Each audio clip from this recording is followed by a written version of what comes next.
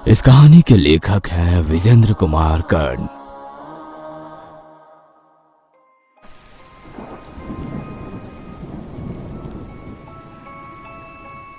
Mental ward के बिस्तर पर चीखती नताशा को देखकर सूर्यकांत की आंखों से आंसू लगातार निकल रहे थे, लेकिन वो चाहकर भी उसके दर्द को कम नहीं कर पा रहा था। इतनी सुंदर सी दिखने वाली नताशा हड्डियों का ढांचा बनकर रह गई थी। डॉक्टरों ने नताशा को शॉक थेरेपी देने की पूरी तैयारी कर ली थी। उसके सिर के दोनों साइड में शॉक देने के लिए इलेक्ट्रोड लगा दिए गए थे। वह छटपटा रही थी और खुद को छुड़ाने की कोशिश कर रही थी। उसके बाद उसके मस्तिष्क में करंट दिया गया। नताशा जोर से चीखती है। किसी निर्जीव की तरह नताशा अस्पताल के बिस्तर पर पड़ जाती है। हालांकि उसकी सांसें तेज तेज चल रही थी। डॉक्टर उसकी तरफ होपलेस की तरह देखते हैं और फिर वहां से निकल जाते हैं। पिछले 15 दिनों से नताशा की हालत में कोई सुधार नहीं हुआ है। सूर्यकांत ने डॉक्टरों से पूछने की कोशिश की तो डॉक्टरों से उसे कोई संतोषजनक जवाब नहीं मिला। वो अपनी नताशा को दूर से देखता है और फिर पुरानी यादों की सड़कों पर उसका हाथ थामे चलने लगता है। शहर के सबसे बड़े मॉल में घूमते नताशा ने सूर्यकांत का हाथ ऐसे पकड़ रखा था जैसे कि वो कोई छोटा बच्चा है और अगर उसका हाथ उससे छूट जाएगा तो वो कहीं खो जाएगा। तभी सूर्यकांत एक जगह पर रुक गया और नताशा की आंखों में आंखें डालकर उससे पूछता है, वस्त्रों और वस्तुओं के इस विशाल बाजार में तुम्हें कैसा प्रतीत हो रहा है प्रिय? अवश्य ही आनंद की अनुभूति हो रही होगी ना तुम्हें। यहाँ प्रेमालाप करने का आनंद ही कुछ और है। ये तुम किस भाषा में बात कर रहे हो सूर्यकांत?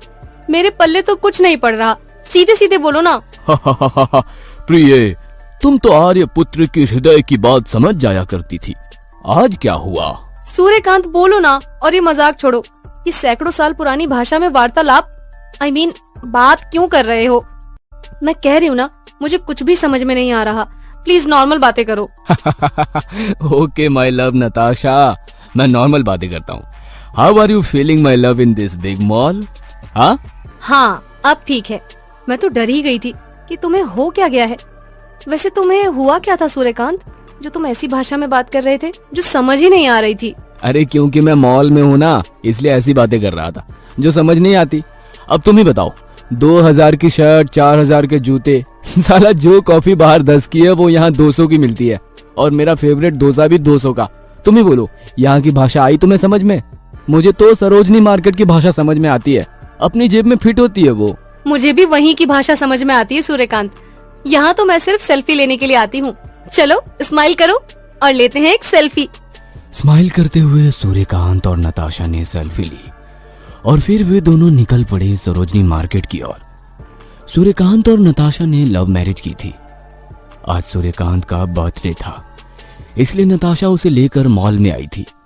सूर्यकांत एक लेखक है जो कई सालों से स्ट्रगल कर रहा है। कभी उसे कुछ काम मिलता है, कभी कुछ भी नहीं, लेकिन एक प्राइवेट कंपनी में कंप्यूटर ऑपरेटर नताशा को पूरी उम्मीद है कि एक न एक दिन सूर्यकांत का भी टाइम आएगा।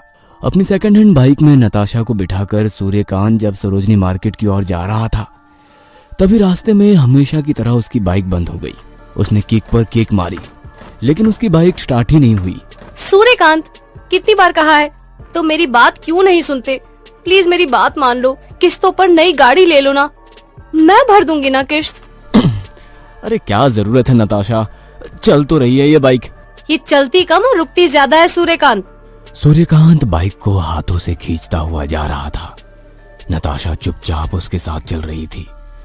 अचानक रास्ते में आने वाली एक बहुत ही पुरानी किताब की दुकान पर सूर्यकांत की नजर गई। सूर्यकांत रुक गया और किताब की दुकान की ओर देखने लगा। नताशा ने भी देख लिया था कि सूर्यकांत उस किताब की दुकान की ओर देख रहा है। सूर्यकांत को किताबों से बहुत प्यार था। उसके पास ना जाने कितनी पुरानी और नई किताबों का संग्रह था। जब भी उसकी कमाई होती तो वो थोड़े पैसे अपनी किताबों के लिए जरूर रखता और बाकी पैसे नताशा को दे देता। सूर्यकांत ने अपनी बाइक स्टैंड पर खड़ी की और फिर वे दोनों उस दुकान पर गए। सूर्यकांत किताबों को देखने लगा। जानती हो नताशा, पूरी दुनिया में ना सिर्फ ये किताब ही है जिसे देखकर मन करता है कि मैं चोरी कर लूं। पागल हो क्या?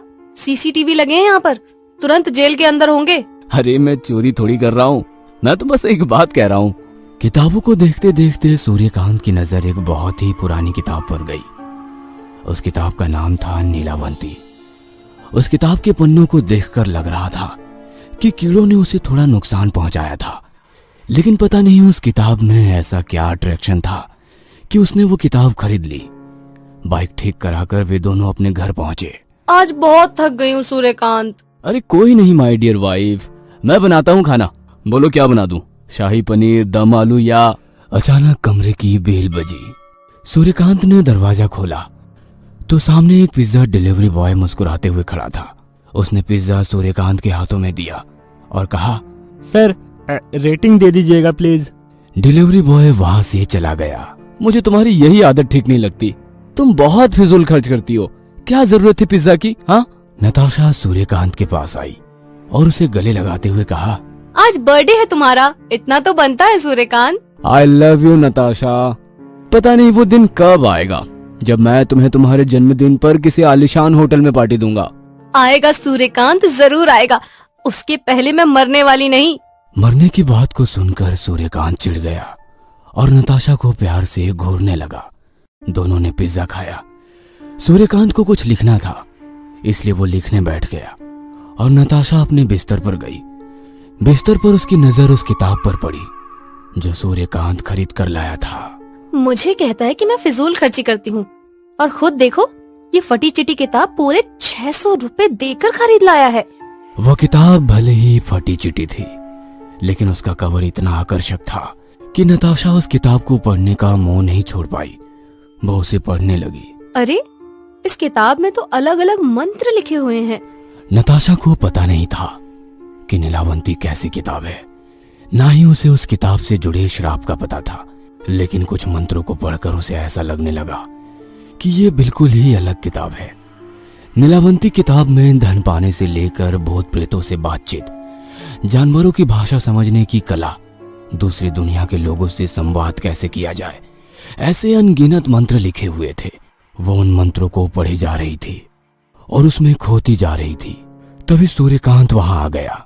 अरे आज तो मुझसे पहले तुमने ही ये किताब पढ़नी शुरू कर दी।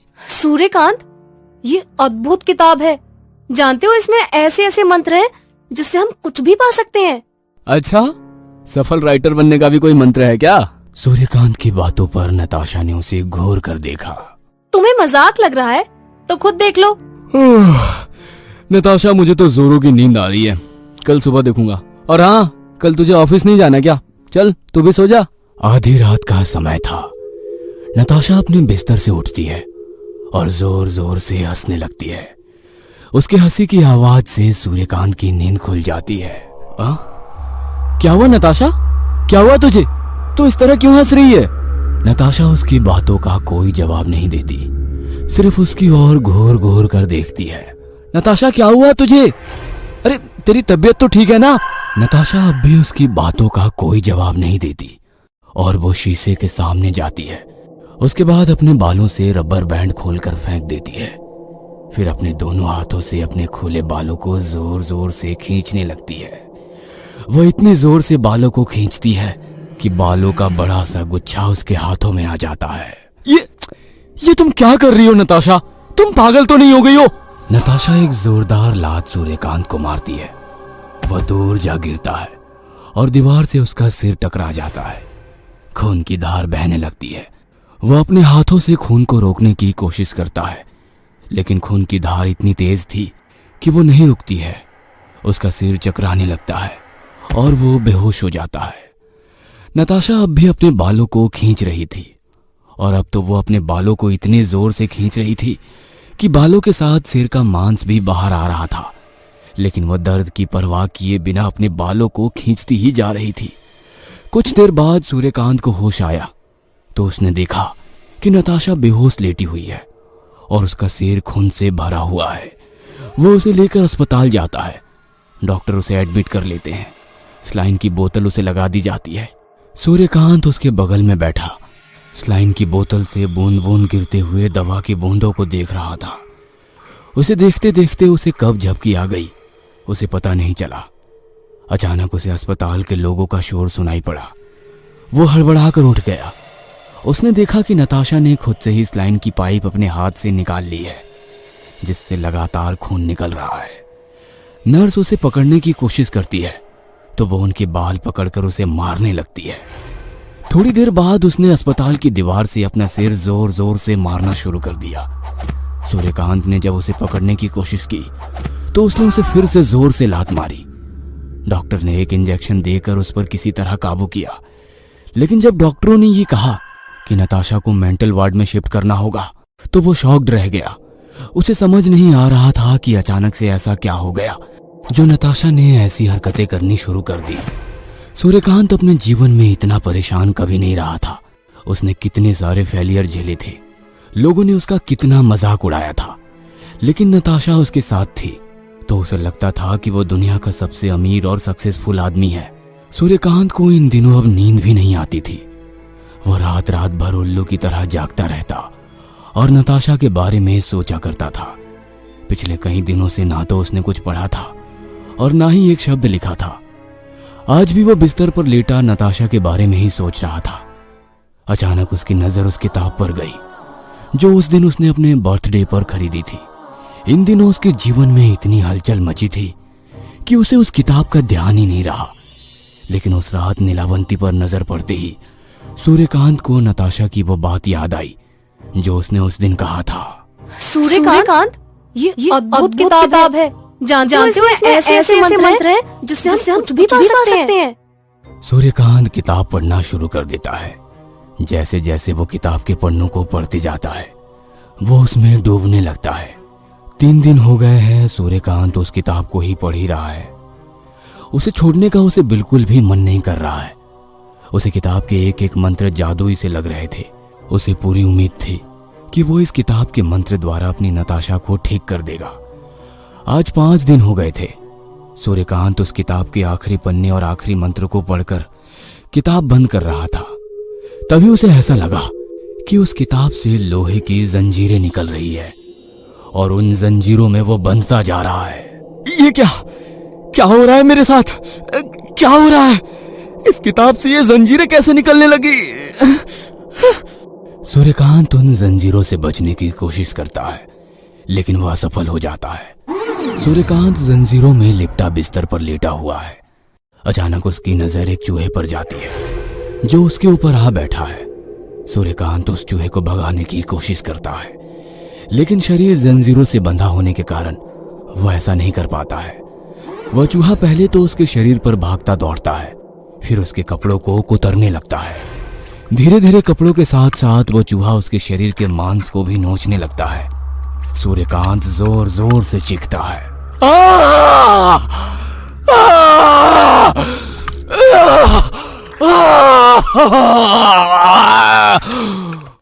चूहे के नुकीले दांत उसके शरीर के मांस को खा रहे थे और वो चीख रहा था।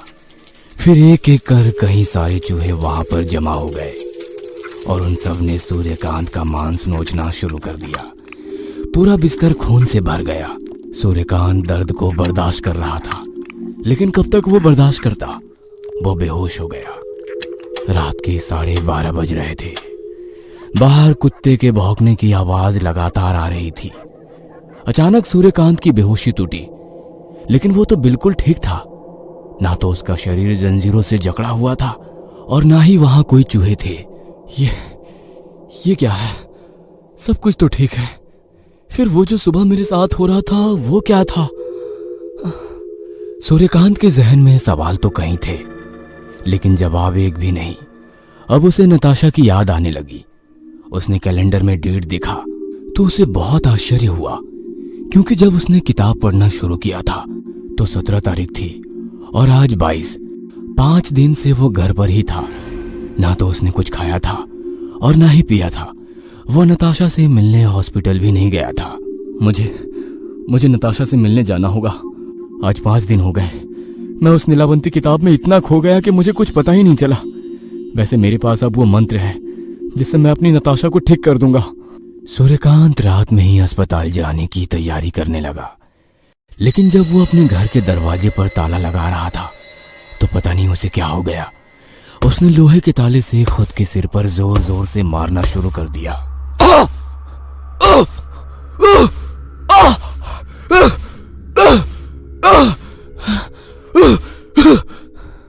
उसके सिर से खून लगातार बह रहा था, लेकिन वह उसकी परवाह किए बिना उस लोहे से अपनी सिर पर वार करता रहा। खून से लथपथ सूर्यकांत पागल सा हो गया था। फिर वो अपनी सोसाइटी की छत की ओर जाने लगा।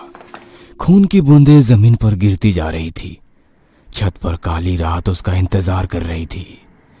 सूर्यकांत छत की मुंडेर पर चढ़ा। उसने अपने दोनों हाथ खोले और वो 20 मंजिला छत से नीचे कूद गया।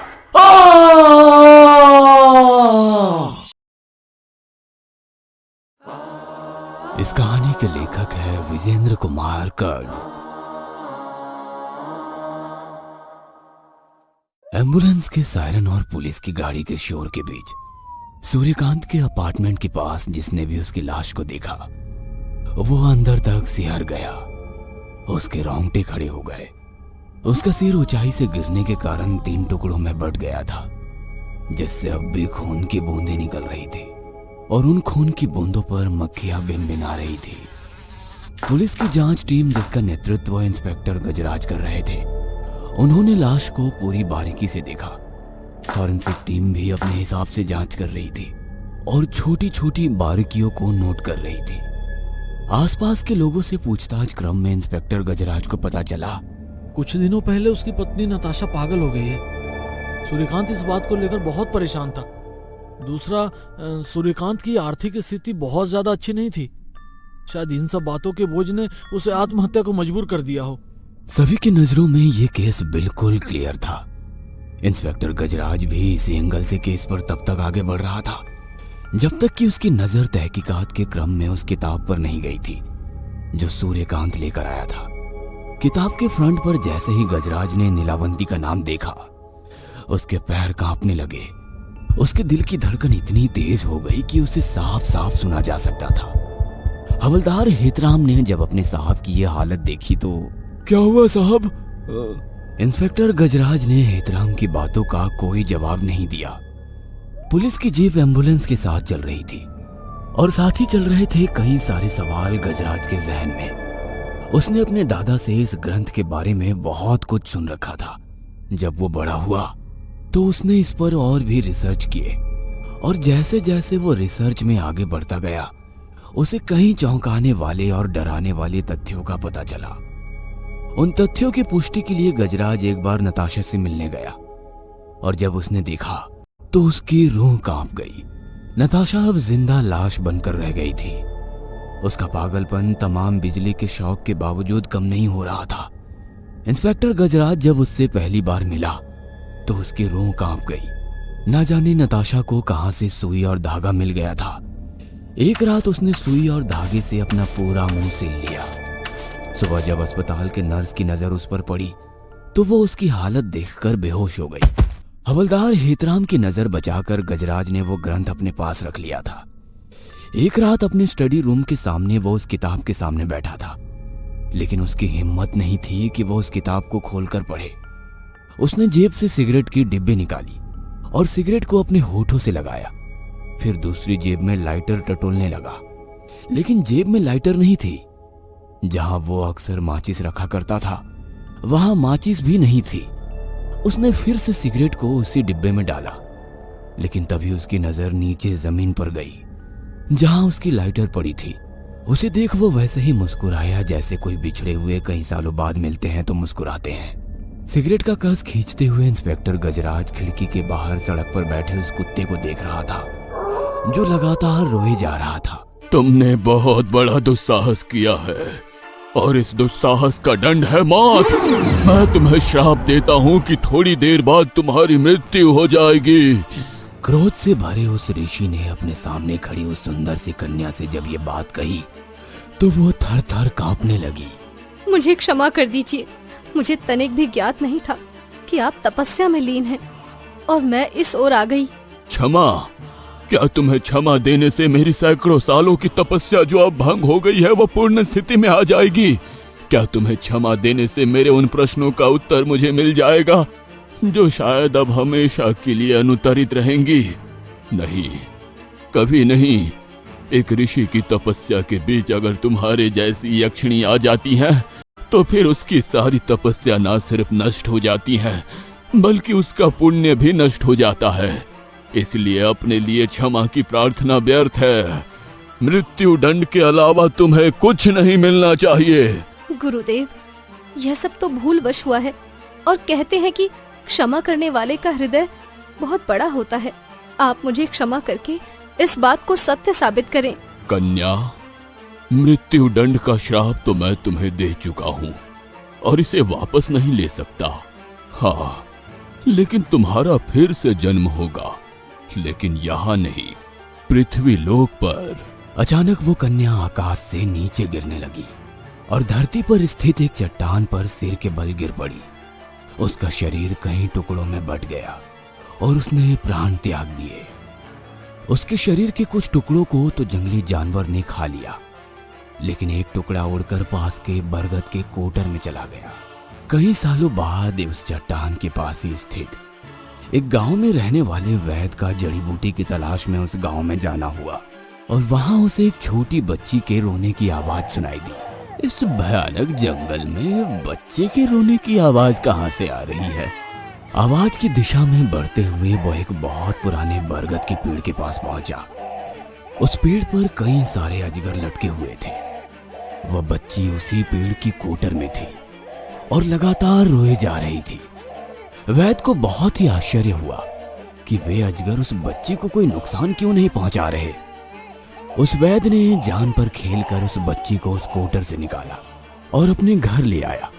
उस वैद्य की कोई संतान नहीं थी, इसलिए वह उसे अपनी संतान की तरह पालने लगा। उसने उस बच्ची का नाम रखा नीलावंती। बहुत ही सुंदर थी नीलावंती। लेकिन उस वैद्य ने नीलावंती को एक बात की हिदायत दी कि वो कभी भी उसके अलावा किसी इंसान के संपर्क में ना आए, क्योंकि इंसान से ज्यादा धोखा देने वाला प्राणी कोई नहीं है। नीलावंती ने अपने पिता की बात को सिर आंखों पर रखा। वैसे भी वह जहां रहती थी वहां जगह घनघोर वन स्थित था। इंसान वहां कभी आते ही नहीं थे या जंगली जानवरों के भय से आने का सोचते भी नहीं थे। धीरे धीरे नीलावंती बड़ी होने लगी। नीलावंती जब 5 साल की हुई तो उसके अंदर एक अद्भुत गुण आ गया था। वह जानवरों से बातें कर सकती थी। वह चींटियों की भाषा समझ सकती थी। सांप, बिच्छू, नेवले, पानी वाले जानवर हो या आकाश में उड़ने वाले पक्षी, वह सभी उसे घेर लेते और वो उनसे बातें करती और ये बातें घंटों तक चलती। उन बातों में कभी किसी खजाने का जिक्र होता तो कभी किसी भटकती आत्मा का, तो कभी आगे आने वाले पलों की सूचना नीलावंती को मिल जाती। उसके बाबा को जब उसने इस बारे में बताया तो उन्हें बिल्कुल यकीन नहीं हुआ।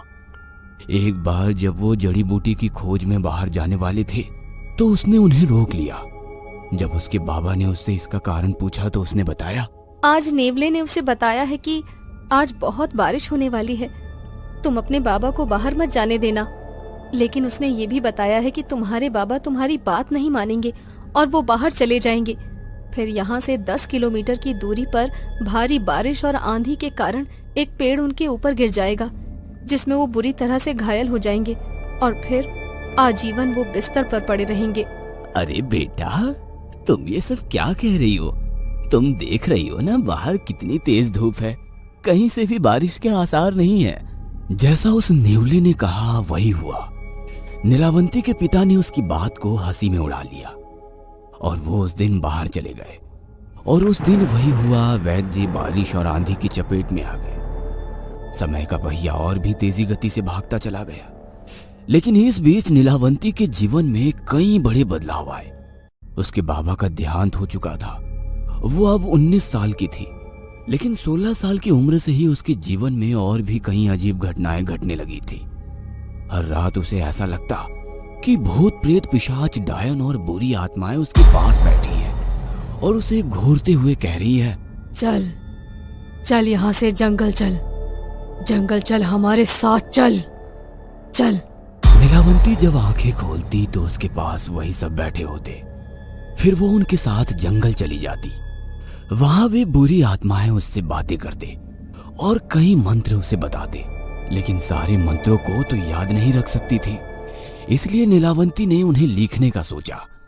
लेकिन उन बुरी आत्माओं ने कहा कि तुम हमारे द्वारा दिए मंत्र को लिख तो सकती हो, लेकिन तुम्हें इसे अपने रक्त से लिखना होगा। वह बुरी आत्माएं, बुरी शक्तियां उसे कई तरह के मंत्र बताती।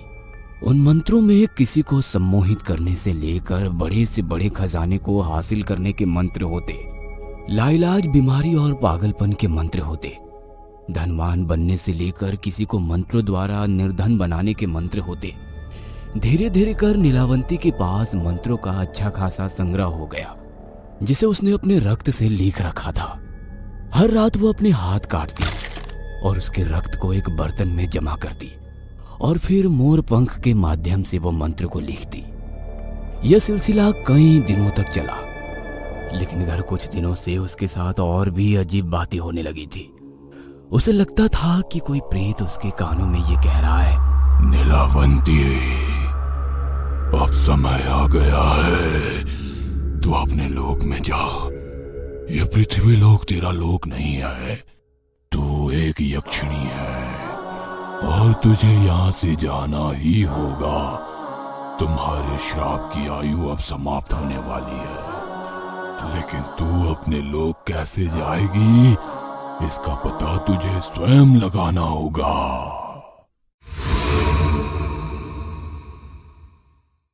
तुमने बहुत बड़ा दुस्साहस किया है और इस दुस्साहस का दंड है मौत।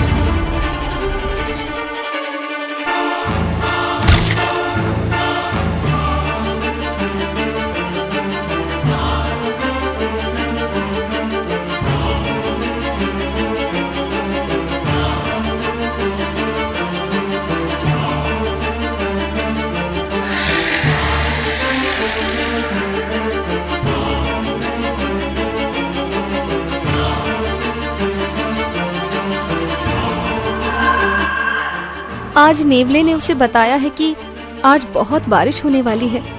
तुम अपने बाबा को बाहर मत जाने देना।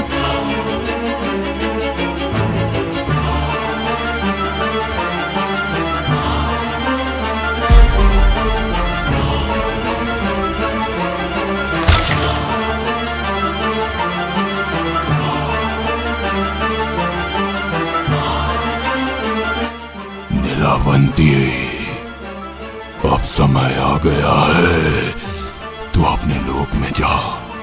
ये पृथ्वी लोक तेरा लोक नहीं है, तू एक यक्षिणी है और तुझे यहाँ से जाना ही होगा। तुम्हारे श्राप की आयु अब समाप्त होने वाली है।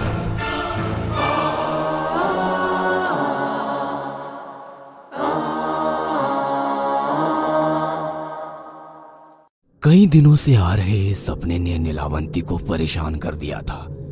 उसे अब यह समझ तो आ गया था कि वो इंसानों से जरूर अलग है, क्योंकि कौन इंसान जानवरों की भाषा समझ सकता है। किस इंसान को भूत प्रेत और बुरी आत्माएं हर रात बाहर ले जाकर मंत्र प्रदान करती है, लेकिन इसके बावजूद भी उसे अपने लोक में जाने का कोई रास्ता नहीं मिल रहा था।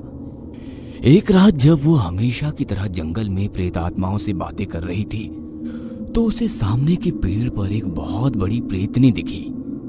वो आम प्रेतनियों से बिल्कुल अलग थी। पेड़ की बहुत ऊंची डाली पर बैठकर वो एक जंगली जानवर का मांस खा रही थी। मांस खाने के दौरान चबर चबर की आवाज से वो पूरा माहौल बहुत ही डरावना लग रहा था।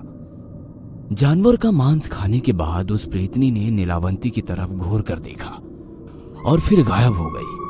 नीलावंती उस प्रेतनी से मिलने के लिए बेचैन हो गई। उसने अपने सामने उपस्थित उन प्रेतात्माओं से पूछा, मुझे उस प्रेतनी से मिलना है। पता नहीं मुझे ऐसा क्यों लगता है कि वो मुझसे कुछ कहना चाहती है। उसकी बातों को सुनकर सारी आत्माएं हंस पड़ी और कहा, हम सभी तुमसे यही बात कहना चाहते हैं कि अब समय आ गया है, चल तू अब यहाँ से। ये कहकर उन प्रेतों ने नीलावंती को कुछ और मंत्र बताए, जिसे उसने लिखना शुरू कर दिया। अगली रात जब वो अपने घर से निकल रही थी, तभी उसके सामने वही प्रेतनी खड़ी थी। आज वो और भी भयानक लग रही थी, क्योंकि उसने अपने हाथों में एक जंगली भैंसा उठा रखा था और वो उसे खा रही थी।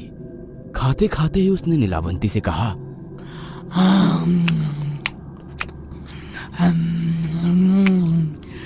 नीलावंती, तुम्हें अपने लोक में जाने का रास्ता स्वयं बनाना होगा। इसके लिए तुम्हें हर दिन पीपल के पेड़ के नीचे एक साधना करनी होगी, जिसमें जानवरों की बलि, तुम्हारा अपना रक्त, तुम्हारे शरीर का कोई अंग हर दिन काट कर उसकी आहुति देनी होगी।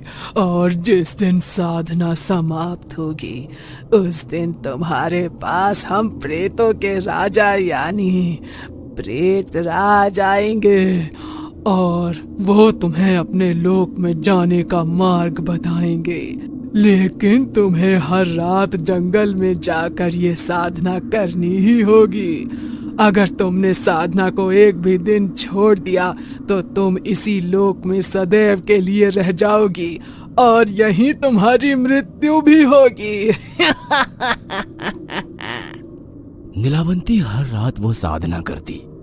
पहले तो वो उन जानवरों की बलि देती, फिर अपने रक्त की आहुति देती और उसके बाद वो अपनी उंगली काटकर साधना को समर्पित करती।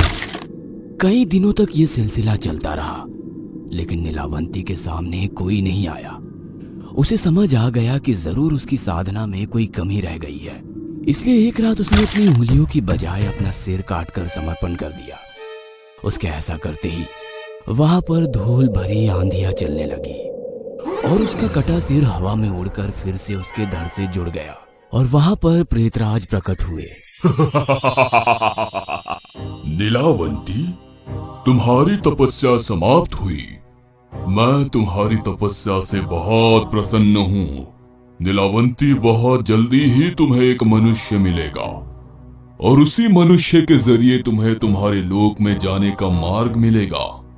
हाँ, लेकिन इसके लिए तुम्हें इंसानों की बस्ती में जाना होगा। यहाँ से 30 मील की दूरी पर एक गांव है, सुजानपुर। वो इंसान वहीं का होगा।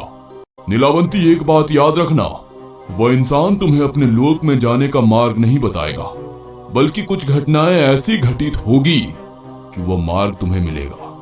और सबसे महत्वपूर्ण बात, तुम्हें हर रात जंगल में आना ही होगा, क्योंकि आगे का रास्ता जंगल में आने से ही खुलेगा और मंत्रों को लिखने का सिलसिला तुम्हें जारी रखना होगा। नीलावंती ने जब ये सब जाना कि वो यक्षिणी है और इस लोक की नहीं है, तो उसका मन बार बार अपने घर जाने को करता। उसे ऐसा लगता कि उसके अपने उसे बुला रहे हैं। हालांकि धरती पर उसके पिता ने इंसानों से उसे दूर रहने को कहा था, लेकिन प्रेतराज के अनुसार बिना इंसानों की बस्ती में जाए उसे अपने लोक में जाने का मार्ग नहीं मिलता। नीलावंती सुजानपुर की ओर निकल पड़ी। सुजानपुर से कुछ ही दूरी पर उसे एक इंसान जिसका नाम देवेश्वर था, वह बुरी परिस्थिति में मिला। देवेश्वर को किसी जंगली जानवर ने घायल कर दिया था और वो बेसूध पड़ा था। उसकी सांसें तो चल रही थी, लेकिन लगता था कि वो जल्द ही मर जाएगा। नीलावंती ने उसे देखा तो उसका हृदय दया से भर गया। उसने तुरंत ही उसका उपचार शुरू किया और इस उपचार में उसने उन मंत्रों का सहारा लिया जो उसने उस किताब में लिख रखा था। देवेश्वर कुछ पल में ही स्वस्थ हो गया और स्वस्थ होने के बाद जब देवेश्वर ने नीलावंती को देखा तो वो उसकी सुंदरता पर मोहित हो गया। हालांकि प्रेम का बीज तो नीलावंती के हृदय में भी लग गया था। देवेश्वर नीलावंती से विवाह करना चाहता था। नीलावंती भी यही चाहती थी, लेकिन विवाह के पूर्व नीलावंती ने देवेश्वर के सामने विवाह की एक शर्त रखी थी कि हर रात वो कहीं जाएगी, लेकिन वो उससे कभी नहीं पूछेगा कि वो कहां जाती है, क्या करती है। देवेश्वर ने उसकी बात मान ली। दोनों ने विवाह कर लिया। हर रात नीलावंती रात को जंगल में चली जाती और सुबह वापस आती। शर्तों में बंधा होने के कारण देवेश्वर ने उससे इस बारे में कुछ नहीं पूछा। उसके विवाह को 1 साल पूरे हो गए थे, लेकिन नीलावंती की तलाश अब भी जारी थी। एक रात जब वो जंगल में हमेशा की तरह भूतों और पिशाचों से घिरी मंत्रों को लिख रही थी, तभी वहां पर एक बार फिर से प्रेतराज आए और उन्होंने कहा, नीलावंती, कल यानी अमावस्या की रात तुम्हें जंगल के बाहर स्थित जो नदी है, वहां तुम्हें एक मुर्दा पानी की सतह पर तैरते आते हुए मिलेगा। उसकी कलाई में एक तावीज बंधी होगी। वो तावीज डिब्बी की तरह होगी। तुम्हें वो तावीज वाली डिब्बी निकाल लेनी है। उसमें तुम्हें एक नक्शा मिलेगा। वो नक्शा आधा ही होगा। तुम उसे अपने पास रख लेना और फिर अगली अमावस्या का इंतजार करना। इस अमावस्या को तुम्हें एक मृत जानवर पानी की सतह पर मिलेगा। उस जानवर के गले में ठीक उसी तरह की डिब्बी होगी जिसमें उस नक्शे का बाकी हिस्सा होगा। उन दोनों नक्शों को मिलाकर ही तुम्हें अपने लोक में जाने का रास्ता मिलेगा। वो रास्ता केवल कुछ ही पलों के लिए ही खुलेगा और दूसरा नक्शा मिलने के अगले दिन ही ये संभव होगा, वो भी आधी रात के बाद। इधर देवेश्वर के गांव वालों ने कई बार नीलावंती को रात को जंगल में जाते हुए देखा था। उन्होंने उसका पीछा भी किया था और जब उन्हें पता लगा कि नीलावंती भूत प्रेतों से बातें करती है और अपने रक्त से एक किताब में कुछ मंत्र लिखती है तो वे डर गए और वे समझ गए कि नीलावंती भी कोई बुरी आत्मा है। उन्होंने उसके पति को इस बारे में बताया, लेकिन देवेश्वर ने उनकी बातों पर कोई ध्यान नहीं दिया। अगले दिन अमावस्या थी। उस रात जब नीलावंती घर से निकली तो गांव के कुछ लोग फिर से उसका पीछा करने लगे। नीलावंती नदी के पास पहुंची और वो उस लाश का इंतजार करने लगी जो नदी के पानी की सतह पर बहकर आने वाला था। कुछ देर बाद वह लाश उसे दिखी। वह नदी के पानी में उतर गई और उसने उस लाश को थामा और उसकी कलाई में बंधी उस तावीज को निकालने की कोशिश करने लगी, लेकिन वो ऐसे बंधा हुआ था कि चाहकर भी वह उसे खोल नहीं पा रही थी। उसके बाद उसने उस मुर्दे को अपने कंधे पर उठाया और पानी के बाहर ले आई और फिर उसे जमीन पर लिटाकर अपने दांतों के सहारे उस गांठ को खोलने की कोशिश करने लगी।